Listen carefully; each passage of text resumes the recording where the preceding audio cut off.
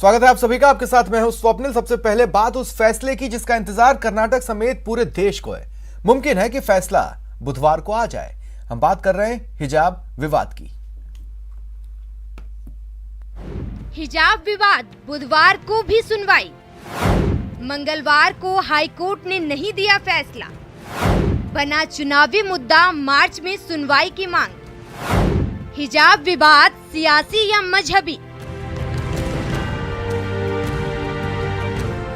सवाल इसलिए क्योंकि कर्नाटक हाईकोर्ट के सीनियर वकील देवदत्त कामत ने कुंटापुरा कॉलेज के 2 स्टूडेंट की अर्जी पर पैरवी करते हुए कहा कि सुनवाई मार्च के बाद करें, क्योंकि इस हिजाब विवाद का चुनाव में फायदा लेने की कोशिश हो रही है।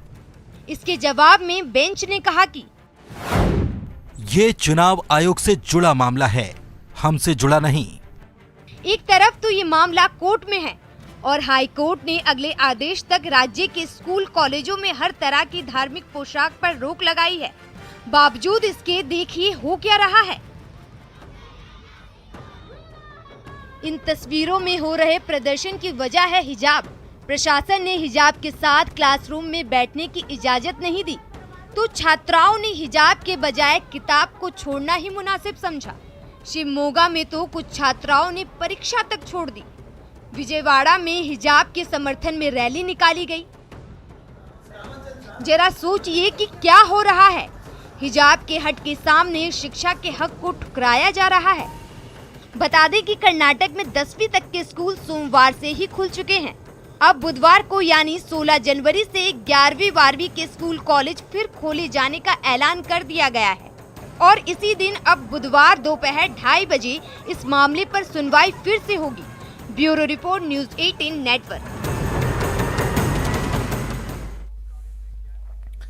सिर्फ ये पूछा कि जाना कहां है, क्या पता था जवाब में जान पर बनाएगी। मामला दिल्ली से सटे गुरुग्राम का, जहां एक विदेशी महिला ने कैब चालक पर चाकू से वार कर दिया। बुर्के वाली विदेशी महिला ने किया बुरा काम। पूछने भर से भड़की, करने चली काम तमाम। पहले चलाया चाकू, फिर पुलिस से संग्राम। बिगड़ैल विदेशी महिला। आप खुद देखिए कितनी बिगड़ैल है ये महिला। सरेराह वर्दी वाली से उलझ गई, पानी फेंका और हमले की कोशिश की, तो महिला पुलिस ने भी इसे करारा जवाब दिया। तब जाकर दिमाग ठिकाने आए और ये महिला पुलिस की गाड़ी में जा बैठी। ये महिला कौन है, पुलिस वालों से क्यों उलझ रही है, ये बताने से पहले इसकी करतूत सुन लीजिए। मुझे लगा कहीं जाने के लिए पूछेगी, तो इधर उधर देखा, ऐसे मैं क्या काम है, और चाकू मारा और भाग गई। अच्छा, कुछ नहीं, पीछे से आई थी, इधर उधर देखा, मेरी तरफ देखा और ऐसे कर देखकर चाकू मार भाग गई। ये वारदात मंगलवार दिन के 11 बजे की है। कैब चालक का आरोप है कि महिला अचानक सामने आई तो कैब चालक ने इससे बस इतना पूछ लिया कि कहां जाना है। बस इतनी सी बात पर मैडम भड़क गई और चाकू से हमले कर दिए। हमले के बाद आरोपी महिला वहां से भागने लगी तो कैब चालक और वहां मौजूद पुलिस वालों ने इसे घेर लिया। तब ये पुलिस से भी उलझ गई। ये घटना गुरुग्राम के राजीव चौक की है। मामले की जांच चल रही है। अभी यह साफ नहीं हो पाया है कि महिला ने टैक्सी ड्राइवर पर हमला क्यों किया और हमलावर महिला कहां की रहने वाली है। पुलिस को महिला के पास कोई पासपोर्ट, वीजा या आधिकारिक कागजात नहीं मिले हैं, लेकिन शुरुआती पूछताछ में उसने खुद को मिस्र का नागरिक बताया है। Bureau report, news 18 network.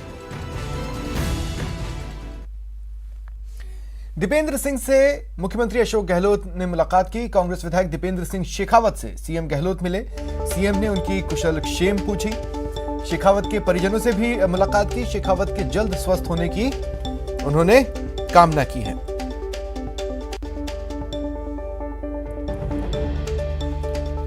मुख्यमंत्री अशोक गहलोत आज कांग्रेस विधायक दीपेंद्र सिंह शेखावत से मिले और उनकी हालचाल जानी, कुशल क्षेम पूछी। शेखावत के परिवार वालों से भी उन्होंने बातचीत की। साथ ही सीएम ने शेखावत के जल्द स्वस्थ होने की कामना की है।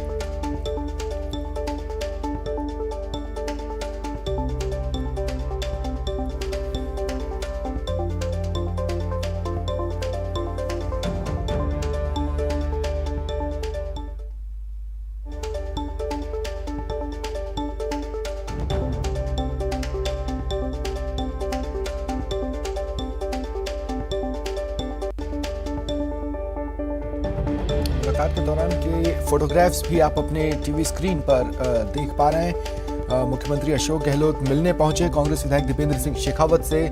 उनसे उनके हालचाल जाना, कैसे हैं आप, क्या चल रहा है, ये सारी बातचीत उन्होंने की। उनकी कुशल क्षेम पूछी।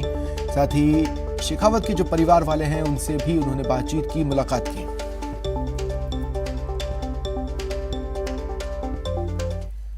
रीट लीक्स पर सियासत हाई है और इसी दौरान राज्यपाल के अभिभाषण पर जवाब देते हुए सीएम गहलोत ने विपक्ष पर करारा वार किया। ये भी कहा कि अगर मेरे टाइम पे भी कोई कमी रही है, कोई गलती हुई है तो जांच कराओ, कोई दिक्कत की बात नहीं, लेकिन इस जांच का कहीं तो अंत तो जाना चाहिए। विपक्ष के तीखे सवाल पर सीएम का करारा जवाब। बहुत शानदार काम किया अशोक जी ने, मैं उनकी धन्यवाद देना चाहूँगा। जिस दिन से इत्तला मिली, पहला केस है देश के अंदर। रीट के बहाने बीजेपी पर सीएम का तीखा वार। जिस रूप में इनकी मंशा है कि रीट की परीक्षा सीबीआई से देने का कोई मतलब नहीं है। इनका मतलब है साल भर तक ये जांच पूरी नहीं हो और ये जो बच्चों के एग्जाम नौकरी लगनी है, जो लगने वाली थी अभी, वो साल भर टल जाए और सरकार को बदनाम करेगा, आप नौकरी नहीं दे पा रहे हो। ये इनकी मंशा है। रीट पेपर लीक मुद्दे पर जब बीजेपी के विधायक विधानसभा की कार्यवाही छोड़कर सड़क पर प्रदर्शन करने लग गए थे, तभी राज्यपाल के अभिभाषण पर जवाब देते हुए सीएम गहलोत ने विपक्ष पर सबसे बड़ा सियासी हमला किया। सीएम बोले कि बीजेपी का मकसद सरकार को बदनाम करना है क्योंकि बीजेपी विपक्ष की भूमिका नहीं निभा पाई। सरकार विरोधी लहर पैदा न होने से बीजेपी भ्रमित हो गई है। एंटी इंकमेंसी पैदा नहीं कर पाए सरकार के खिलाफ में। इनको इस बात की तकलीफ है कि आज आम जनता में सरकार विरोधी लहर या कह दीजिए लोगों की भावना पैदा हो जाती है 2-2.5 साल के बाद में। इस बार इनके लोग भी प्राइवेटली कहते हैं कि इस बार एंटी इंकमेंसी नहीं है। रीट पर नेता प्रतिपक्ष गुलाब चंद कटारिया को घेरते हुए सीएम गहलोत बोले कि कटारिया जी तो शिक्षक रहे हैं, लेकिन वो दिल्ली दरबार के दबाव में सियासत कर रहे हैं। नेता प्रतिपक्ष को इतनी हिम्मत दिखानी चाहिए कि वो सही बात को सही बात कहे। और किस तरह से ये मांग कर रहे हैं सब मिल करके, इसलिए किसी ढंग से बच्चों की नौकरी नहीं लगे। इसलिए मैं आह्वान करना चाहूँगा प्रदेशवासियों से भी कि इनकी जो चाल है उसमें आप उनको समझ जाएं, ये चाल को। विपक्ष पर हमलावर सीएम गहलोत ने कहा कि उनकी सरकार कोरोना के मुश्किलों के बावजूद युवाओं को रोजगार देने के अपने वादे को पूरा कर रही है। सरकार चाहती है कि नौकरियां लगे। 1 लाख नौकरियां हम लगा चुके हैं अभी तक और करीब 1 लाख के आसपास नौकरी का काम चल रहा है। प्रक्रिया के अंदर है और अभी 20 और उन्होंने बढ़ा दी है, तो 1 लाख से अधिक नौकरियां तो प्रक्रियाधीन हो गई है। 1 लाख लग चुकी है। इनको पूछे तुम्हारे वक्त में कितनी लगी नौकरियां 3 साल के अंदर। विपक्ष की खाली सीट पर निशाना साधते हुए मुख्यमंत्री अशोक गहलोत बोले कि उनकी सरकार अपनी बजट घोषणा का 70% कार्य पूर्ण कर चुकी है, लेकिन विपक्ष नॉन इशू को मुद्दा बनाकर विकास रोकना चाहती है। सीएम ने रीट से लेकर अलवर कांड तक पर विपक्ष को घेरा। सीएम बोले कि अलवर कांड को लेकर विपक्ष की सियासत हैरान करने वाली रही। कटारिया जी हो चाहे वो आपके पूनिया जी हो, राठौड़ साहब हो, जो भी साहब हैं, कई साहब बैठे हैं वहाँ पर। आप क्यों बिना मतलब बलात्कार की बात करते हो? इनके परिवार में क्या बीतरी होगी? मेरा स्टेटमेंट उस वक्त का जब मैंने एक घटना हुई थी और मुझे मालूम पड़ा था कि डॉक्टर की रिपोर्ट आ गई है, कोई रेप हो ही नहीं है उसका। अपने सधे अंदाज में सीएम ने विपक्ष पर निशाना साधा, विपक्ष के हर सवाल का जवाब दिया। नेता प्रतिपक्ष गुलाब चंद कटारिया और प्रदेश बीजेपी अध्यक्ष सतीश पूनिया के साथ ही केंद्रीय जल शक्ति मंत्री गजेंद्र सिंह शेखावत भी रहे। हालांकि सीएम ने वसुंधरा राजे पर कोई तंज नहीं कसा। बहरहाल विधानसभा की कार्यवाही अब 23 फरवरी तक के लिए स्थगित है, जब सरकार प्रदेश का बजट पेश करेगी। Dinesh Sharma, news 18 network, Jaipur. और बात बीजेपी के हल्ला बोल की। रीट को लेकर बीजेपी ने जयपुर में सड़क पर प्रदर्शन किया। प्लान तो विधानसभा घेराव का था, लेकिन विधानसभा पहुंचने से पहले ही पुलिस ने रोक लिया। पुलिया के पास तिहरी बैरिकेडिंग कर प्रदर्शनकारियों को रोकने की व्यवस्था थी। पुलिस के 4000 जवान और 10 आईपीएस अधिकारियों को मैदान में उतारा गया था। मौके पर फायर ब्रिगेड की गाड़ियां, वज्र वाहन और एम्बुलेंस भी लगाई गई थी। जैसे ही बीजेपी कार्यकर्ता यहां पहुंचे, पुलिस ने बलपूर्वक उन्हें रोक दिया। फिर क्या, बीजेपी ने मोर्चा खोल दिया, हंगामा होने लगा। इस बीच बीजेपी कार्यकर्ताओं ने पुलिस बैरिकेडिंग को तोड़ा और आगे बढ़ गए। तस्वीर नंबर 2, पुलिस ने वाटर कैनन से खदेड़ा। पुलिस भी तैयार थी। जैसे ही प्रदर्शनकारियों ने हंगामा शुरू किया, पुलिस ने उन पर काबू पाने के लिए वाटर कैनन का इस्तेमाल किया। विरोध प्रदर्शन के दौरान धक्का मुक्की में बीजेपी प्रदेश अध्यक्ष सतीश पूनिया के पैर में चोट भी लग गई, लेकिन सतीश पूनिया डटे रहे, अस्पताल जाने से मना कर दिया। तस्वीर नंबर 3, बीजेपी और पुलिस में नोकझोंक। पुलिस के वाटर कैनन के इस्तेमाल के बाद बीजेपी कार्यकर्ताओं का गुस्सा बढ़ गया। बीजेपी कार्यकर्ताओं ने पुलिस प्रशासन के खिलाफ नारेबाजी शुरू कर दी। साथ ही साथ गहलोत सरकार के खिलाफ भी जमकर नारेबाजी की। तो ये आक्रोशित होता हुआ जो कार्यकर्ता है। तस्वीर नंबर 4, धरने पर बैठे बीजेपी नेता।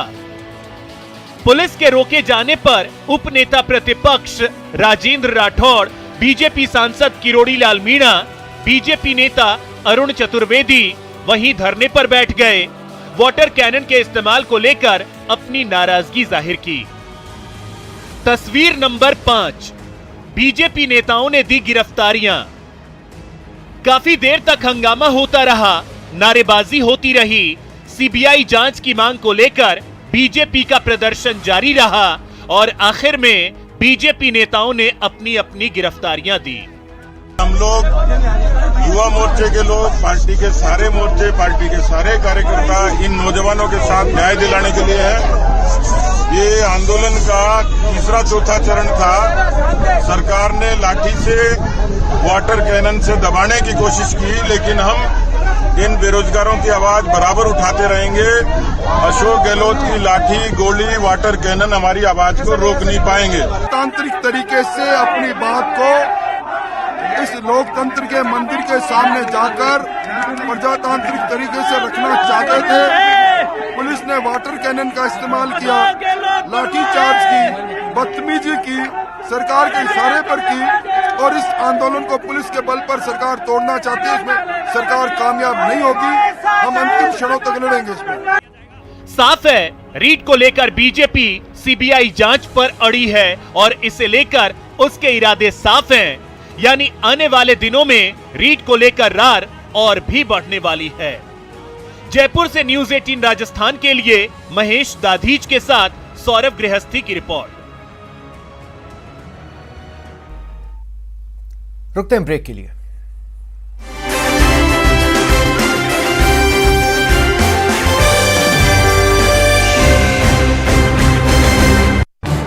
इस न्यूज हेडलाइंस के प्रायोजक पेट सफा आयुर्वेदिक चूर्ण, पेट सफा हर रोग दफा।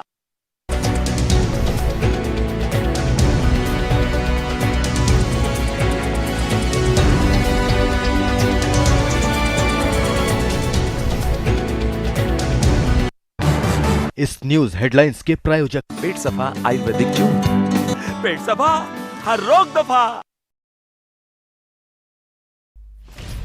स्वर्ण नगरी में कलाकारों का संगम। सुनार दुर्ग से निकली भव्य शोभा यात्रा।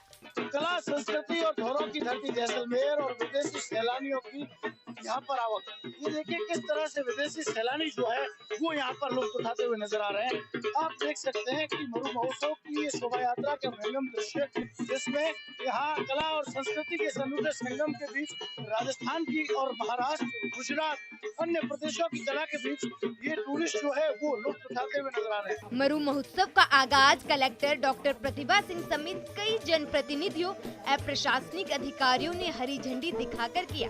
मैं देख रही हूँ कि देशी विदेशी सैलानियों ने शिरकत की है। अभी फ्रांस के टूरिस्ट आई हुई थी, वो यहीं पर ही हमारे साथ बैठे हुए थे। जब शोभा यात्रा भी निकल रही थी उस दौरान भी बोस्निया की टूरिस्ट आई हुई हैं। तो ये दो तो वो हैं जिनसे हम लोग व्यक्तिगत मिल लिए हैं। उसके अतिरिक्त बहुत सारे देशों के और भी लोग यहाँ पर उपस्थित हैं। इन सबके बीच सीमा सुरक्षा बल के अनुशासित बैंड ने भी लोगों को खासा आकर्षित किया। पर्यटन का महाकुंभ कहे जाने वाले इस मरु महोत्सव को लेकर स्वर्ण नगरी जैसलमेर की छटा पर्यटन रंगों में सराबोर नजर आई। And a privilege, you know, I came all the way from Brazil, and then when I heard about Pespo, I was like, I gotta go there. And I'm mesmerized, and you know, pretty nice. कई पर्यटकों में काफी उत्साह देखने को मिल रहा है। देशी विदेशी पर्यटक जो है वो जैसलमेर पहुंचे हैं। हमारे साथ कुछ स्थानीय लोग हैं। किस तरह का उत्साह जो है वो देखने को मिल रहा है, विदेशी टूरिस्ट भी देखने को मिल रहा है। बिल्कुल, जैसा कि आप देख रहे हैं 2 साल कोरोना की महामारी के कारण यहाँ का टूरिज्म काफी इफेक्ट हुआ था, बहुत नुकसान पहुंचा था यहाँ के टूरिज्म को। तो अब आप देख सकते हैं कि किस उत्साह और उमंग के साथ में लोग अपने घरों से बाहर निकले हैं। कहीं जो है वो देशी और विदेशी पर्यटकों के बीच ये गाड़ी वाले मिस्टर डेजर्ट प्रतिभागी अपनी विशेष आकर्षण फैला रहे हैं। अंतर्राष्ट्रीय कलाकारों के साथ राजस्थानी लोक नृत्य और इन सबके बीच सीमा सुरक्षा बल के अनुशासित बैंड ने भी लोगों को खासा आकर्षित किया। पर्यटन का महाकुंभ कहे जाने वाले इस मरु महोत्सव को लेकर स्वर्ण नगरी जैसलमेर की छटा पर्यटन रंगों में सराबोर नजर आ रही है। शहीद पूनम सिंह स्टेडियम में आयोजित विभिन्न प्रतिस्पर्धियां दर्शकों के लिए आकर्षण का केंद्र रही। महोत्सव में आकर्षण का केंद्र रही मिस मूमल और मिस्टर डिजर्ट प्रतियोगिता। पाली के तरुण शर्मा ने मिस्टर डिजर्ट 2022 चुने गए। मैंने जन्म लिया है और ये मरुश्री 2022 का अवार्ड मैंने पाया है। मिस मूमल प्रतियोगिता में 8 प्रतिभागियों ने भाग लिया। जैसलमेर की पायल मिस मूमल 2022 चुनी गई। मैंने एटलीस्ट सर 1 या 2 महीना मुझे लग गया हर चीज को प्रिपेयर करने में, अपना प्रेजेंटेशन देने में, इवन मेकअप लुक। और मैं डॉक्टर गीतांजलि मैम को बहुत बहुत थैंक यू बोलूंगी, जस्ट बिकॉज ऑफ मैंने उन पे ट्रस्ट किया और उन्होंने मेरा बहुत अच्छा मेकअप किया। इसके साथ ही साफा प्रतियोगिता, मूंछ प्रतियोगिताओं में भी प्रतिभागियों ने अपनी किस्मत आजमाई। महोत्सव के दौरान सेंट आर्टिस्ट की कलाकारी भी लोगों के बीच आकर्षण का केंद्र रही। कहना गलत नहीं होगा कि कोरोना के निराशाजनक माहौल में मरोदरा और खासकर जैसलमेर को निकालने में मरु महोत्सव 2022 का खासा योगदान रहा। मरु महोत्सव के बहाने देशी और विदेशी पर्यटकों से स्वर्ण नगरी फिर से गुलजार हो रही है। श्रीकांत व्यास, न्यूज़ 18 नेटवर्क, जैसलमेर।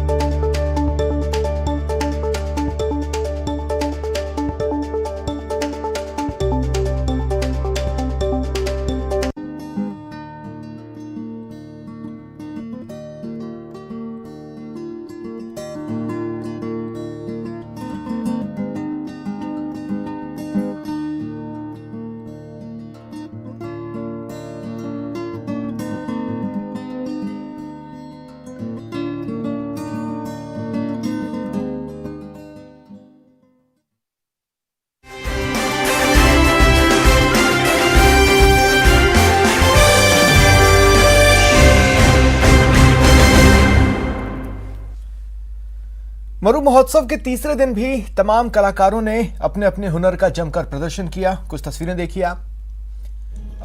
5 तस्वीरें हैं। कैमल पोलो, कैमल टैटू शो, वायु सैनिकों का शौर्य, पणिहारी, मटका रेस और रस्साकशी प्रतियोगिता ने महोत्सव में आए लोगों का जमकर मनोरंजन किया।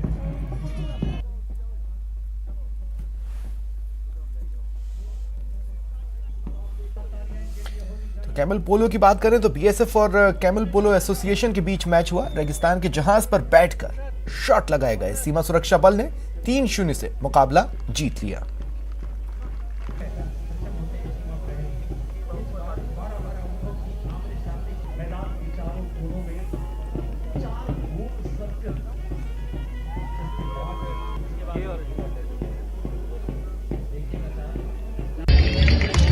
एयर वॉरियर ड्रिल, वायु सैनिकों का हैरत अंगेज करतब, हथियारों की अदला बदली का कौशल, ड्रिल टू थ्रिल थीम पर करतब।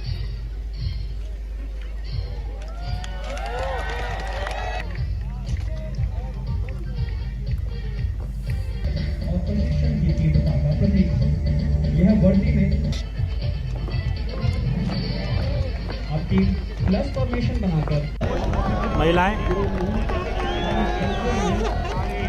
पणिहारी मटका रेस महिलाओं ने दमदार प्रदर्शन किया। 21 प्रतिभागियों ने इसमें हिस्सा लिया। मटका रेस में मुन्नी देवी ने बाजी मारी।